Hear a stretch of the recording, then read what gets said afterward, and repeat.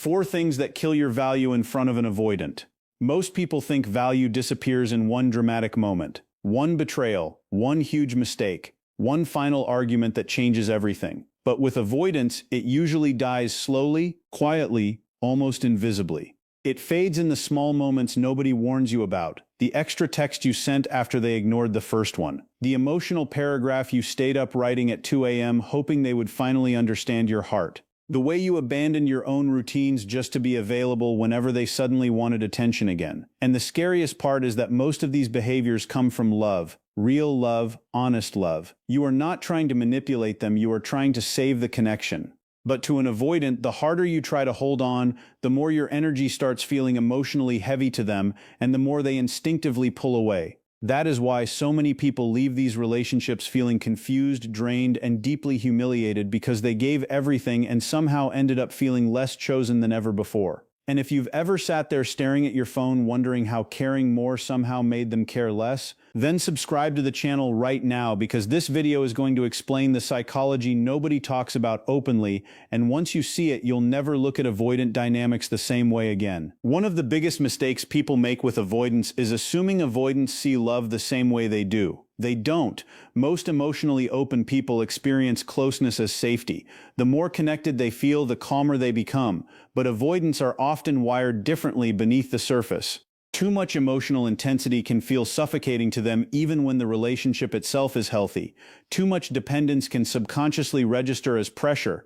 Too much emotional focus on them can feel like responsibility instead of romance. That's why someone can genuinely love you and still withdraw from you at the exact same time. It sounds contradictory until you understand that avoidants often associate intimacy with losing freedom, losing control, or becoming emotionally trapped. So when someone constantly seeks reassurance, constantly analyzes the relationship, constantly pushes for emotional clarity, the avoidant nervous system starts sounding internal alarms. Not because you are bad, not because you are unworthy, but because closeness itself activates discomfort inside them, and this is where people accidentally destroy their own value. They think if I just explain myself better, love harder, prove my intentions more clearly, they'll finally relax and choose me. But avoidants usually do the opposite. The more emotionally cornered they feel, the more distant they become, which creates this brutal cycle where one person chases harder while the other disconnects further, until eventually the entire relationship becomes built around anxiety, pursuit, and emotional exhaustion instead of natural connection. And one behavior that kills value faster than almost anything else is constantly over-explaining your feelings. This happens when every silence becomes a conversation, every shift in energy becomes a deep emotional discussion. Every misunderstanding turns into paragraphs trying to make them understand your pain perfectly. At first it feels reasonable because you think communication should solve problems, but avoidants often experience repeated emotional processing as emotional pressure. The more you push them into emotional depth before they are internally ready, the more overwhelmed they become. That's why some avoidants shut down during serious conversations, go cold during emotional talks, or suddenly become distant after moments that felt emotionally intense. Meanwhile, the other person usually interprets that withdrawal as proof they need to explain themselves even more. So now they're sending voice notes, essays, emotional breakdowns, trying desperately to create understanding. But every extra explanation slowly changes the emotional dynamic. Instead of feeling grounded and emotionally attractive, they start appearing emotionally dependent on being understood. And once an avoidant senses that your emotional stability depends heavily on their response, attraction often begins fading beneath the surface. Because emotional dependence creates pressure, and pressure activates avoidance. The painful irony is that the more desperately you try to save the connection through emotional transparency, the more emotionally exhausted the avoidant starts feeling around you. Another thing that quietly destroys your value in front of an avoidant is making them your entire emotional world. This is where people slowly abandon themselves without realizing it. Their schedule starts revolving around the avoidant's attention. Their mood depends on whether the avoidant texted them today. Their sense of worth rises and falls based on tiny shifts in affection. They stop focusing on their own goals, their own growth, their own routines because mentally and emotionally, the relationship has consumed everything. And avoidants can feel this energy immediately. Even if you never say it directly, they sense when someone has emotionally centered their entire existence around them. At first, they may enjoy the admiration. But over time, it often creates subconscious discomfort because now the relationship carries emotional weight they never asked for. Suddenly, your happiness feels tied to their consistency, your peace depends on their reassurance, your emotional state reacts to their distance. And this is exactly when avoidants begin pulling away harder because the connection no longer feels free. It feels emotionally loaded. Meanwhile, the person chasing them becomes even more attached because they already sacrificed so much of themselves trying to keep the relationship alive. They stopped prioritizing friendships, they neglected hobbies, they ignored their intuition, they tolerated behavior they normally never would have accepted.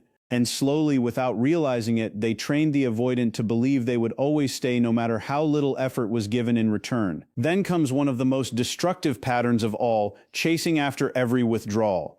This is where the avoidant pulls back emotionally, and instead of grounding yourself, you immediately panic. You text more, you call more, you ask what's wrong, you demand reassurance.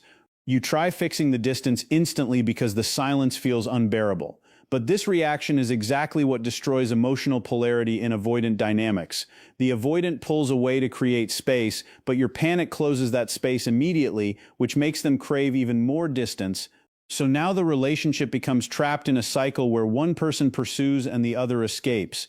And the more emotional urgency you bring into the dynamic, the less emotionally safe the avoidant starts feeling around you.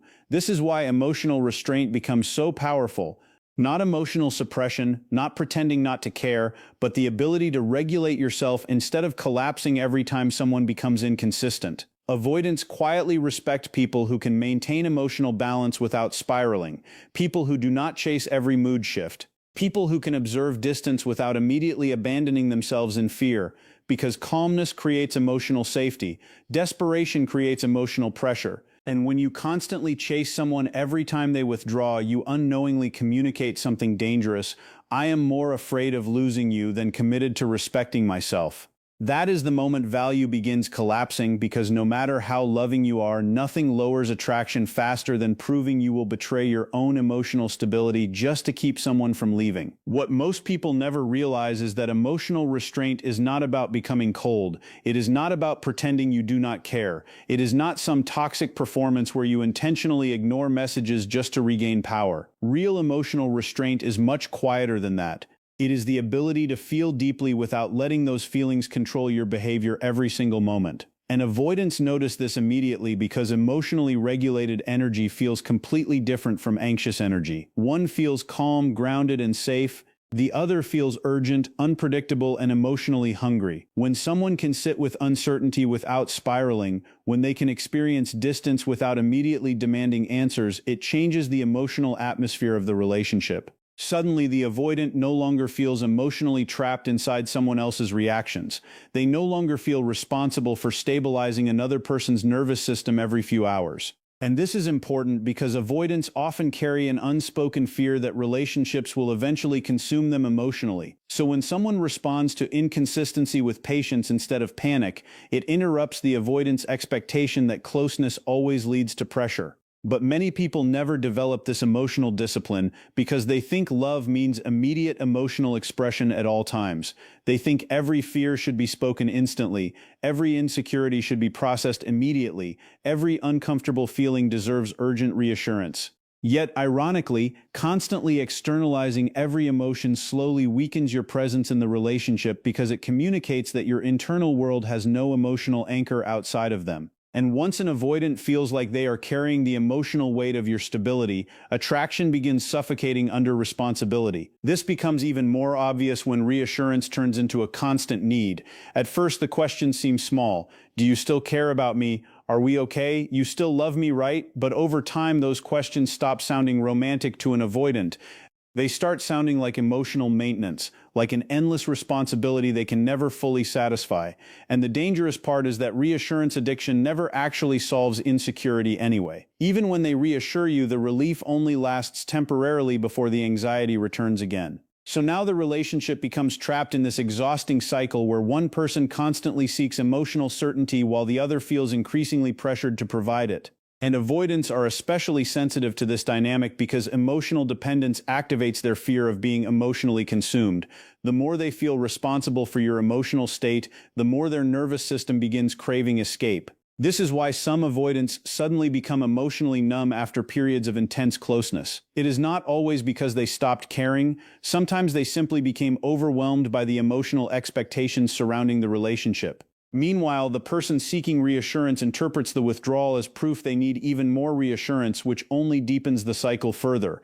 What makes this so heartbreaking is that the anxious partner is usually just trying to feel loved. They are trying to feel secure. But when security becomes something you constantly extract from another person instead of building internally, it slowly drains attraction from the connection, because confidence feels emotionally light, constant validation seeking feels emotionally heavy, and avoidants instinctively move away from emotional heaviness. That is why neediness feels so intense to avoidants even when the intentions behind it are pure. To the person expressing the need, it feels like love, closeness, and connection, but to the avoidant nervous system, excessive dependence can feel like losing oxygen. It feels like obligation replacing freedom, like someone emotionally attaching themselves so tightly that any movement away creates guilt, conflict, or emotional fallout. And once avoidants begin associating your presence with pressure instead of peace, distance becomes their form of relief.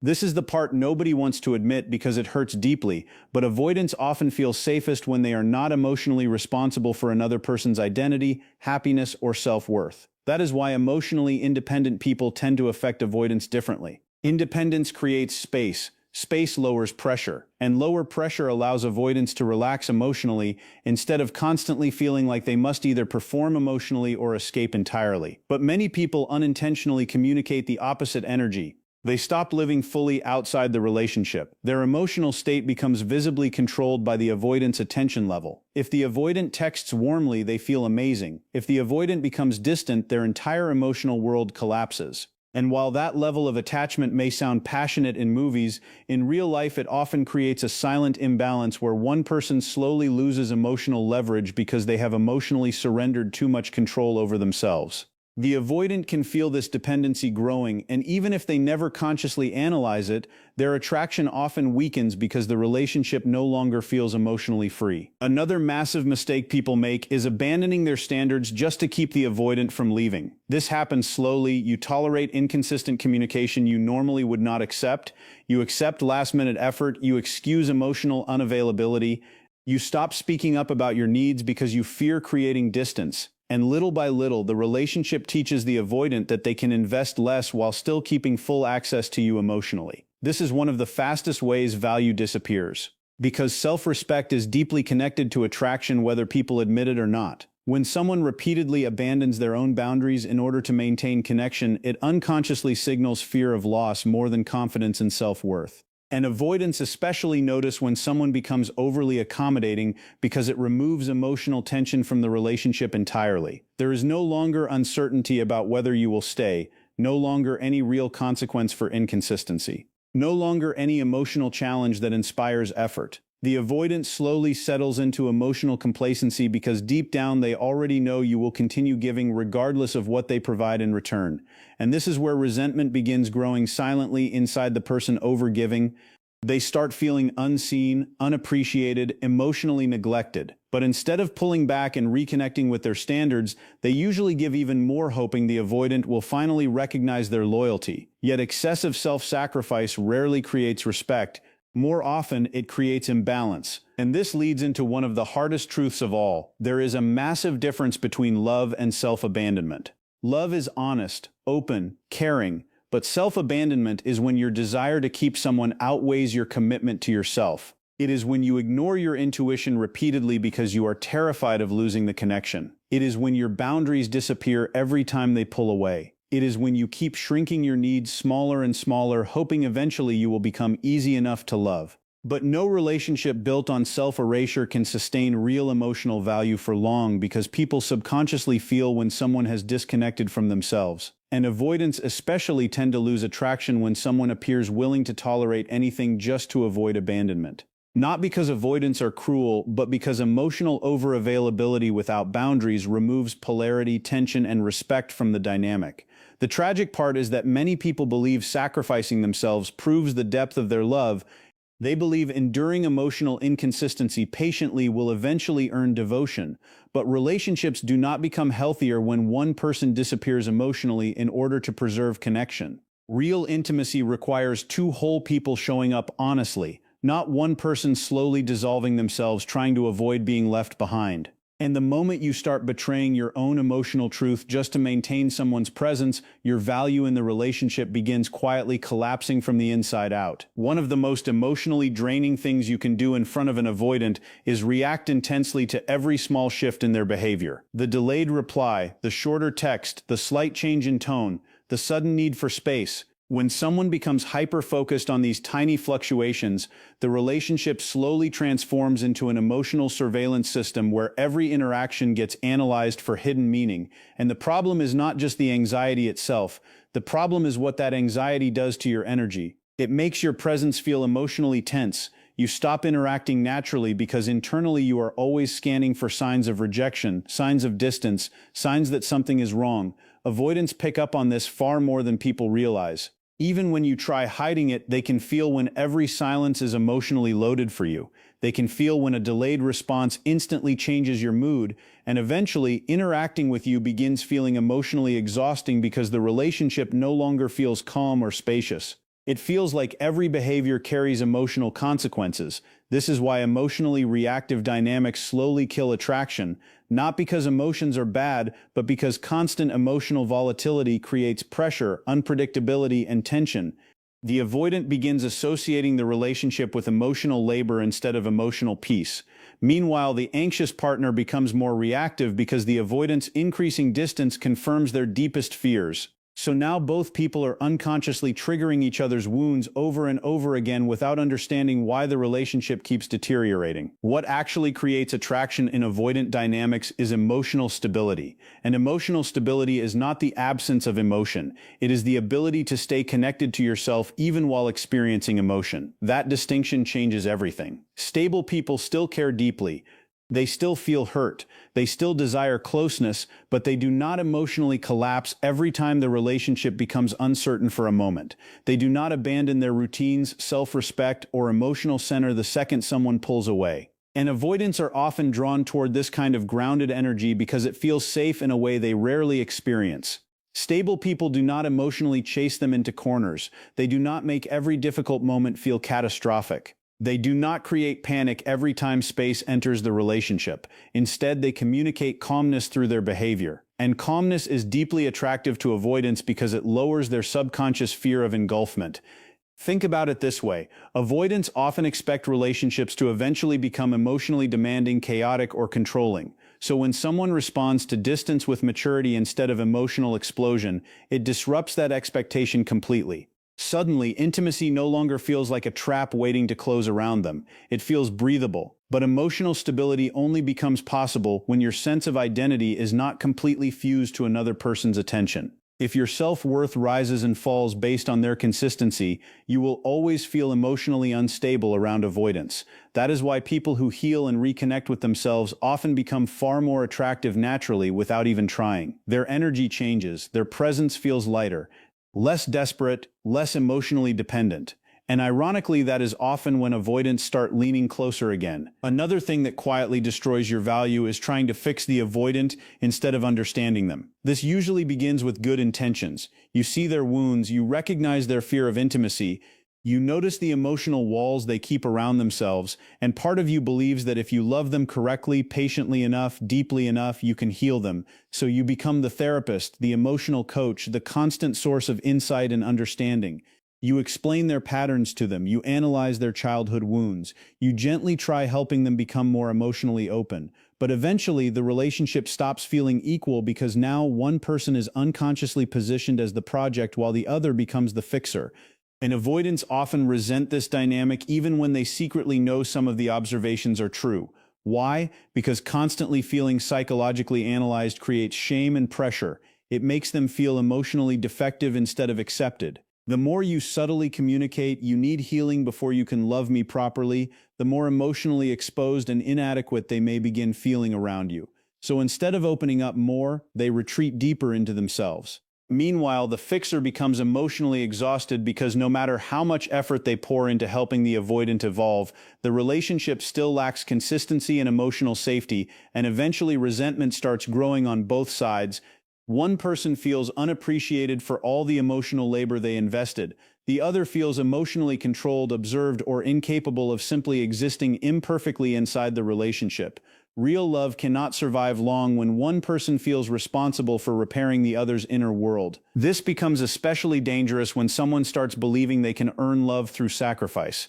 This mindset destroys people quietly because it disguises itself as loyalty. You convince yourself that enduring inconsistency proves the depth of your love, that tolerating emotional neglect makes you patient, that accepting less than you deserve somehow makes you understanding.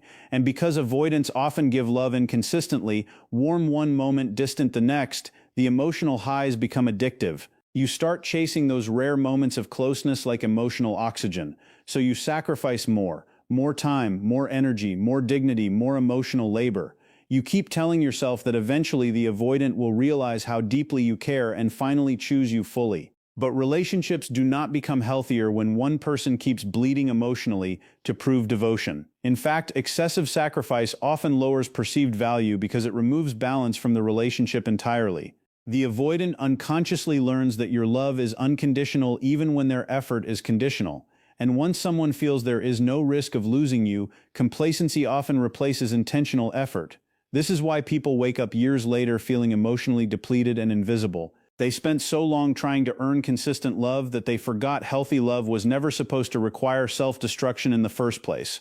Love should deepen your connection to yourself, not slowly strip pieces of you away. And finally, one of the most overlooked things that kills attraction in front of an avoidant is losing all mystery through over-availability. Being constantly accessible sounds loving on the surface, but psychologically it often changes the dynamic in subtle ways. When you are always instantly available, always waiting, always emotionally exposed, the relationship can begin feeling too predictable and emotionally one-sided. Avoidants are often drawn toward people who have their own emotional center, their own routines, their own purpose outside the relationship. Not because avoidants want games, but because individuality creates emotional breathing room. It creates polarity. It reminds them that the other person exists as a complete human being instead of someone orbiting entirely around the relationship, but many people accidentally remove all space from the connection. They respond instantly every time, rearrange their schedule constantly, share every thought immediately, become emotionally available at all hours no matter how poorly they are being treated. And slowly the avoidant stops feeling curiosity, anticipation, or emotional tension because there is no uncertainty left. The connection becomes emotionally overexposed. This does not mean you should become manipulative or intentionally distant. It means healthy attraction requires